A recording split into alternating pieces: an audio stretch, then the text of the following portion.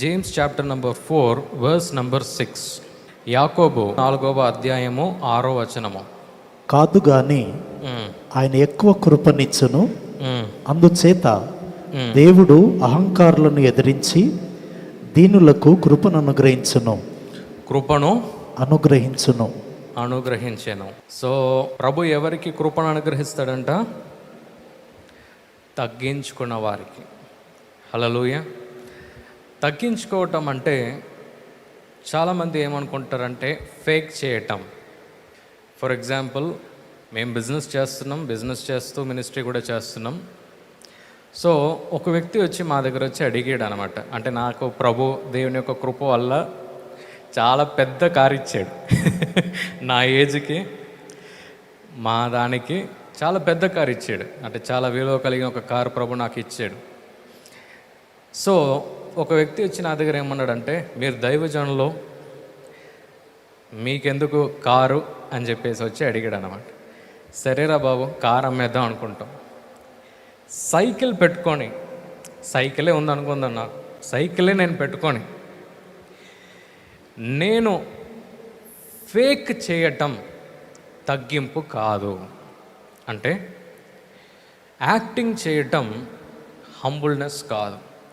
ప్రభు మనకు ఎంత దీవించింది, ప్రభు మన చేతిలో ఆయన ఇచ్చిన, ఇది నా ద్వారా రాలే, ఆయన కృప ద్వారా నాకు వచ్చింది అని చెప్పుకోవటమే తగ్గించుకోవటం. ఎంతమందికి అర్థమైంది నేను చెప్పింది? అంటే అన్నీ నేను చేశా అని చెప్పటం కాదు. అన్నీ ఉన్నా కూడా ప్రభు నాకు ఇచ్చి దీవించాడు. హల్లెలూయా. ప్రభు నాకు దీన్ని ఇచ్చాడు. అంటే నా శక్తి ద్వారా రాలే, ఆ కృప ద్వారా నాకు వచ్చిందని చెప్పటమే తగ్గించుకోవటం. హల్లెలూయా. సో ఈరోజు ప్రభు మనల్ని ఎక్కడ తగ్గించుకోమంటున్నాడు అంటే, ఎక్కడ మనల్ని అంటే హంబుల్ అవ్వాలని ప్రభు ఆశపడుతున్నాడంటే, మనం అన్నిటినీ కూడా ప్రభు సిలువలో ఆయన చేశాడు. ఆ కృప ద్వారానే నాకు ఇది కలిగింది. హల్లెలూయా. అది మనం ఎప్పుడు మనం ప్రారంభిస్తామో ప్రభు యొక్క దీవెనలు మన యొక్క జీవితంలో ఫ్లో అవటం స్టార్ట్ అవుతుంది. హల్లెలూయా. ఒకటి, మనం అపోస్తలుల వారి యొక్క జీవితంలో మనం ఒకటి చూడొచ్చు బైబిల్ గ్రంథంలో.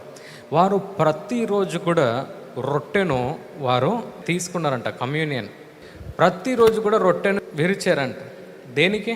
దేనికి విరిచారు? ఎందుకు తెలుసా? See, it reminded them that everything that they had is through the cross. అంటే సిలువలో యేసుక్రీస్తు చిందిన ఆ రక్తము ద్వారానే ఈ జీవితం మాకుందని వారు అర్థం చేసుకున్నారు. హల్లెలూయా. కమ్యూనియన్ మనకి ఎందుకు తెలుసా? దేవుని యొక్క వాక్యం ఏం తెలివిస్తుందంటే, వట్టిగా మనం దాన్ని తీసుకోకూడదంట. ఎలా తీసుకోవాలంటే తెలుసా? దాన్ని పూర్తిగా నమ్మి మనం తీసుకోవాలంట. హల్లెలూయా. అంటే పూర్ణ విశ్వాసంతో మనం తీసుకోవాలంట. కొంతమంది రిచువల్గా మీరు తీసుకున్నట్లయితే ప్రభు ఈరోజు మీకు గుర్తు చేస్తున్నాడు. ఏమని తెలుసా? ఆ సిలువను మీరు 100% మీరు నమ్మి మీరు దాన్ని తీసుకోవాలి. హల్లెలూయా. ఎందుకంటే దాని ద్వారా వచ్చే బ్లెస్సింగ్స్తో ఏ మనిషి అయినా గొప్ప గొప్ప కార్యాలు అయినా చేయగలరు. హల్లెలూయా. హల్లెలూయా. ఎస్. కీర్తనలు 27వ అధ్యాయం 13వ వచనం. Psalm 27:13. సజీవుల దేశమున నేను యెహోవా దయను పొందుదునన్న నమ్మకము నాకు లేని ఎడల నేనేమవుదును? యెహోవా కొరకు కనిపెట్టుకొని ఉండుము. I remain confident of this. I will see the goodness of the Lord in the land of the living అని చెప్పేసి ఎవరు అంటున్నారంటే దావీదు అంటున్నాడు. ప్రభు యొక్క మంచి విషయాలు నా జీవిత కాలం అంతా కూడా నేను చూస్తాను అని ఎవరు అంటున్నారు? దావీదు అంటున్నాడు. దావీదు యొక్క జీవితం స్టార్టింగ్ నుంచి ఎండ్ వరకు ఒకేలాగా ఉందా? ఒకేలాగా లేదు. అది మీరు అర్థం చేసుకోవాలంటే ఒక చిన్న హిస్టరీ చెప్తా దావీదు గురించి.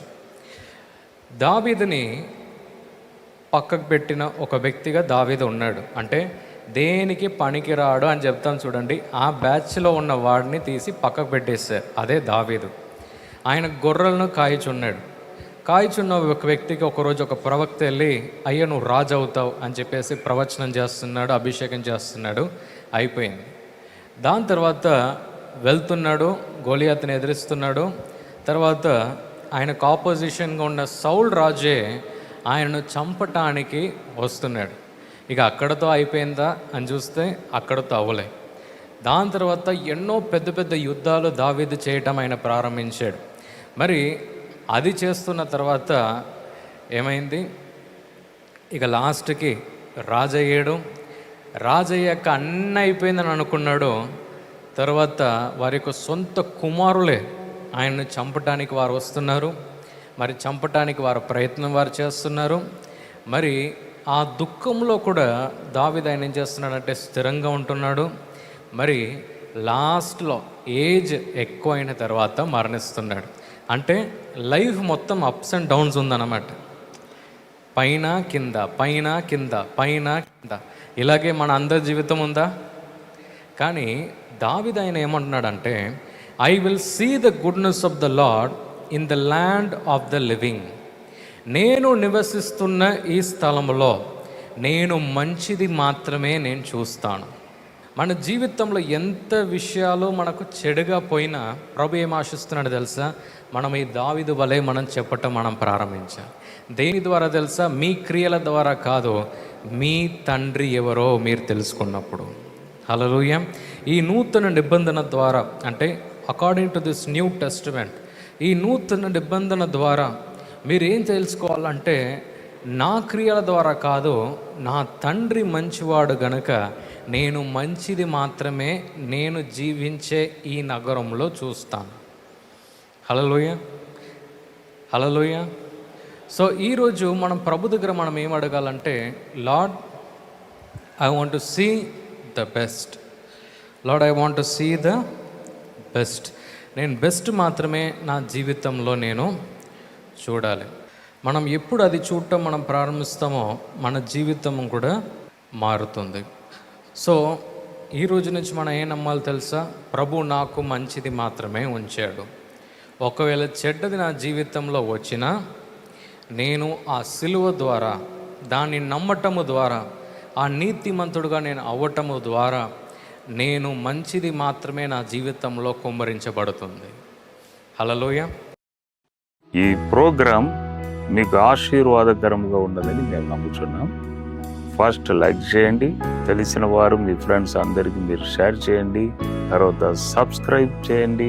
తప్పగా ప్రభు మిమ్మల్ని దీవిస్తాడు. ఇక రాబో వీడియోను కూడా మీరు చూడండి, దీవించబడండి. ప్రభు మిమ్మల్ని దీవించును గాక. God bless you.